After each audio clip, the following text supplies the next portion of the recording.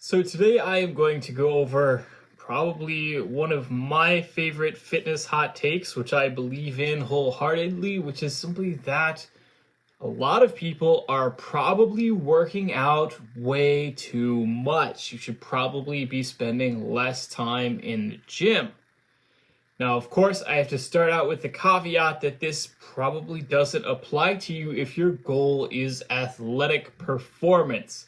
If your goal is to be the biggest, the most jacked, the fastest, the most durable athlete, whatever, then this does not apply to you.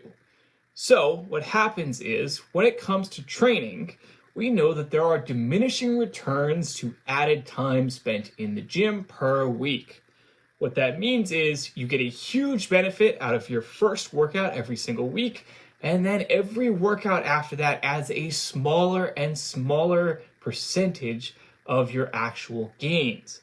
So what that means is that yes, every single extra workout that you do, every single extra unit of activity is going to lead to more gains. But at the same time, it is going to be less and less time efficient of a return on your time invested. And so, of course, when you are training more frequently, you can gain faster, objectively, but also it's going to mean exponentially more time spent in the gym. And of course, people laugh a lot about the guidelines that say, basically, hey, everyone should just get a bare minimum level of exercise per week. And they're like, oh yeah, that's not sufficient, because I'm trying to do X, Y, and Z. Again, these guidelines are not talking about you. So the reality is that we have now plenty of research that backs up that you do not need much activity at all to get something like 80-90% of the health benefits of exercising. And so for most people, what this is going to mean is probably something like 2 resistance training sessions per week and maybe 2 to 3 cardio sessions. Now, what do those look like? So those 2 training sessions could be both full body workouts. They could be an upper body and a lower body workout. But the main thing is that you want to be hitting all of your major movement patterns: pushing, pulling, squatting, deadlifting, overhead pressing, some kind of core movement, etc.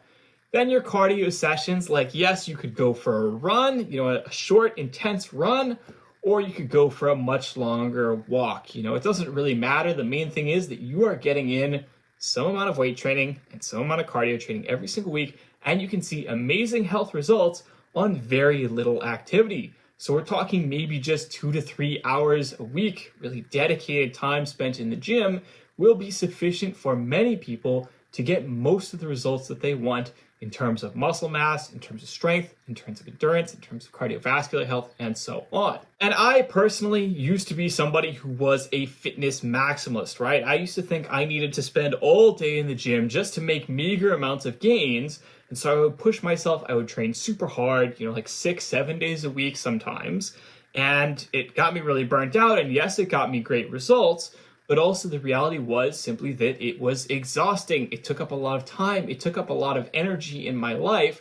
And as a result, I struggled to stick to it. And in fact, I have since pulled back. I now only do 3 days a week of lifting, in addition to, of course, maintaining a daily step count for my cardio. And I actually now get better results in 3 days a week than I used to get back then, simply because I accepted, yes, I am going to progress a little bit slower, but I have a lot more time in my week that I can spend on all sorts of other stuff. And of course, as somebody who is very experienced with lifting, I am already relatively close to my genetic limits as is. But the reality is also that basically I am the best body composition that I have ever been at this weight. I am carrying the most muscle I ever have, and I am stronger than I have ever been, and I still continue to see progress from week to week, even with just 3 training sessions per week. I used to believe this sort of thing was impossible. I remember when I started out as a coach, as a lifter, you would see all sorts of stuff saying that you had to be training tons of times, so frequently, just to make any progress at all. And I remember in particular that there was a Charles Poliquin article way back in the day that said, and I cannot kid you enough, it said that you needed to be doing a bare minimum of 14 workouts per week, including squatting, in order to see any progress. I realize, obviously later on, again, I read this back when I was like a teenager or something. I realized way later on that obviously he probably meant something more like 14 sets. 14 sets, bare minimum of squatting. But what he said was 14 workouts. He said you needed to do, basically 2 squat workouts a day if you were ever to see any progress in building your squat. And of course, I read something like that as a young lifter who was squatting, 2-3 times a week, and it was demolishing me. And I was like, okay, well, what am I going to do? It must be hopeless for me. If I have to squat heavy twice a day, every single day, just to get progress, what's the point? How am I going to make any progress? And so it's very important to understand that, we have this idea that, hey, I'm not working out, say, 5-6 days a week, whatever. So, basically I'm not going to see any results because I was used to doing, 5 or 6 days a week and I only saw a certain amount of progress. The reality is you go back from, say, 5 or 6 days a week to something more like 3 or 4 days a week or even 2 days a week. And yes, you do still progress. Like, you do still make progress from week to week. It's just slower. And oftentimes, the issue when you're not making progress is not that you're not training hard enough. It could be if the case is that, again, you're someone who's super athletic, you're training super hard, etc. Yes, maybe you need more frequency, right? But very often when I work with clients, and of course, just working with myself in the past, what I've noticed is that 9 times out of 10, when someone thinks that the issue is that they're not training enough, the answer is instead, hey, they've got other glaring issues with their diet or their training or their recovery, and they need to get all that stuff in order first.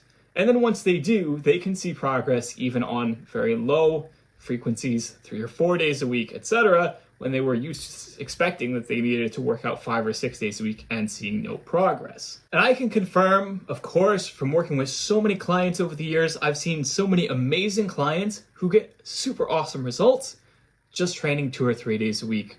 Busy adults, people who have other stuff, jobs, lives, kids to take care of. They don't have all the time in the world to continue progressing. But you can continue to progress, again, albeit a bit more slowly, so long as you're basically just consistent and following the right program and willing to look longer term. Another thing to note is that, it's really important to understand that you're going to get to your limits sooner or later anyway, so long as you are training consistently. Ultimately, the limiting factor is that you are going to asymptotically approach your maximum results, your genetic limit, over time. And so what that means is, yes, you could spend, okay, I'm going to train 5-6 days a week. I'm going to push it super hard. I'm going to get to that limit faster. I might get to that limit, say within a couple years, within 5 years, something like that. If you are willing to accept, hey, I'm just going to be a bit slower. You can also do something where you train way less frequently and you still get to those limits. It just takes you longer time. The separating line between you getting good results and some other guy getting good results in that situation is genetics. It's not that, basically this guy trained harder than you or whatever. Maybe he did train harder than you, got to his ultimate potential sooner in his training career, but that doesn't necessarily mean that you don't necessarily have better or worse genes than him. The other thing that I think is a big issue is that basically a lot of the info out there in the fitness industry is very much geared towards athletes. It's very much, okay, how do I build the most muscle possible? It's like, okay, well, here's what you would do if you were a bodybuilder who is training to build as much muscle mass as possible. But, what if you're a guy who just wants to build some muscle mass, who just generally wants to be in better shape, but doesn't want to overdo it and, push it super hard and all of that? There's not a ton of advice in that sector. And so a lot of the advice that people are getting is really geared towards the wrong kind of person. And so you're getting that and you think, okay, I got to be a super hardcore bodybuilder. I got to train 5-6 days a week, etc. And then, it doesn't work out. And the answer is, well, yeah, of course it doesn't work out. You should be training like somebody who wants to build muscle but doesn't want to be a super hardcore bodybuilder. Can do that in 3 days a week. Totally fine. And I'll say I've had so many clients come to me in the past decade that I have been working in this industry where they are very confused about their personal level of commitment. I cannot tell you how many times somebody comes to me, they say, I'm super hardcore, I can train 6 days a week with no issue, I really want to be an elite level lifter. I really want to really push it in terms of seeing what my genetic limit is on strength or muscle or whatever. You say, great, awesome. I will design a plan to accommodate you. I will write a program that suits those needs. And then you get 2 months into the program and the person gets inconsistent. Or maybe they just start skipping workouts. Or maybe they realize, you know what, I actually didn't like any of this at all.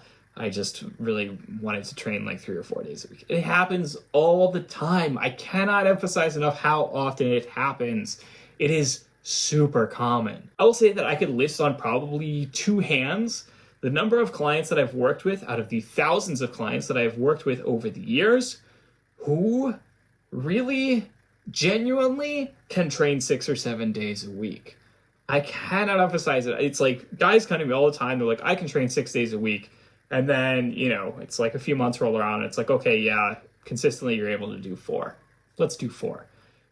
Cannot emphasize enough. There's a very few select people who really like working out and who really get great results, training 6 days a week. And, you know, all power to them, obviously.